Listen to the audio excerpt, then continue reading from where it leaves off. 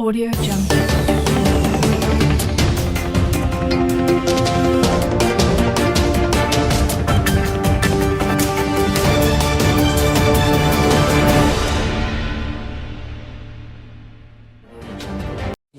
What we intend to do here is to tell the public and then our esteemed members and then general public that nothing substantially has changed. All of the decisions that have come out from the various high courts, courts of coordinate jurisdiction, I think will be settled until we get to the Supreme Court. But what's fundamental is that the judgment of Peter Lifu today of the Federal High Court is not final, and then has not changed substantially the position of the University House of Assembly with respect to the leadership of the University House of Assembly, as far as the APP is concerned. And that's why we went to court. We hold the view strongly, even up to now, that there are vacant positions in the University House of Assembly, and then those positions need to be filled. And then it's our knowledge that there are 3 members that are left, and then there is a speaker in that regard, in the person of Right Honorable Victor Kojombo. This is our knowledge, and I think it's the public knowledge. But what's emphatic to the party is that those vacant positions have to be filled, and as a party, that we have the right to take part in the elections that we are calling INEC to conduct, and that's why we approach the court. But a number of other issues that arose with respect to whether the matter is a pre-action matter, which of course we didn't feel that, but it's the decision of the court to that effect that is a pre-action matter, so that those who are celebrating thinking that we never approached the court properly. The APP was held by the court to have locus. We have a right, and then the locus to file a suit, meaning the right to file a suit. That was appropriate, and the court agreed with us in that regard. And whether the court in its wisdom felt that it was a pre-election matter, and that's how it got to say we probably were out of time. But we've got the judgment. I think we're going to review that, and then we will get that proper review when the enrolled orders are out. We'll be taking the appropriate step that I think we would agree to take.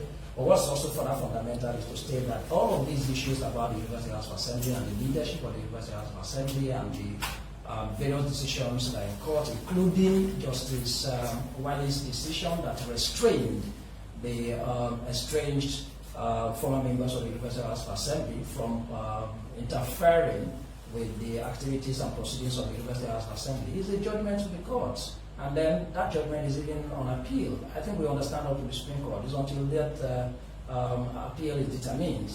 These matters are still very ripe. And then, of course, again, even when they relied on Justice Omotoshio's judgment, and including an interlocutory injunction by Okorowo, those matters are not matters that are actually directly connected or related to the reason that the APP went to court.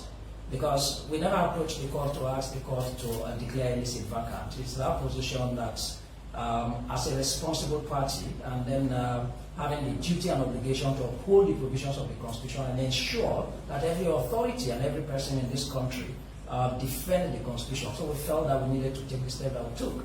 And then that step it remains our candid position.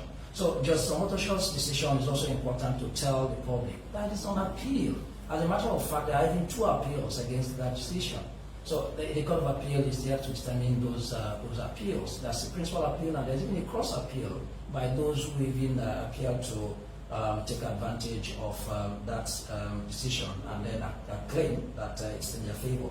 And then if you also would look at the decision of Peter Lifu today, relying on those 2 previous decisions. These are all courts of coordinate jurisdiction, and I think that we still are within our own rights to consider the decision of the court today and then see what we will do. But what's fundamental here is to emphasize that as far as we are concerned, yes, the judgment of the court, we remain abiding by decisions of court as a responsible political party.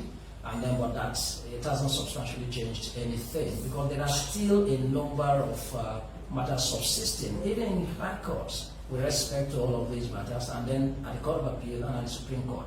So nobody, and there was even no declaration to a clear position by Justice Peter Lifu to the effect that those who have defected have not ceased to be members of the University House of Assembly. He relied on the judgments of his brother judges. But those are judgments that are even subjects that are before the appeals. And then, like I said, if we are to consider all the judgments, including the judgment of Justice Wale, which in itself it remains a valid judgment until it is overturned, and the restraining order that is even made, then I think our position is clear. So, gentlemen of the press, it's important that we join, including the media, to direct these facts in the appropriate ways that they really are, and then dissuade the public from misconstruing and misinterpreting decisions of court, particularly in areas that suit them. So for our members, our esteemed members, we enjoin you, and even the generality of the entirety of Rivers indigenous and residents here, there's nothing to worry about. I think that the Constitution of the Federal Republic of Nigeria, at the end of the day, will become the pointer of all of this. The Constitution is supreme, and it is a ground norm, and every citizen, every authority has a responsibility to ensure. Audio Jungle.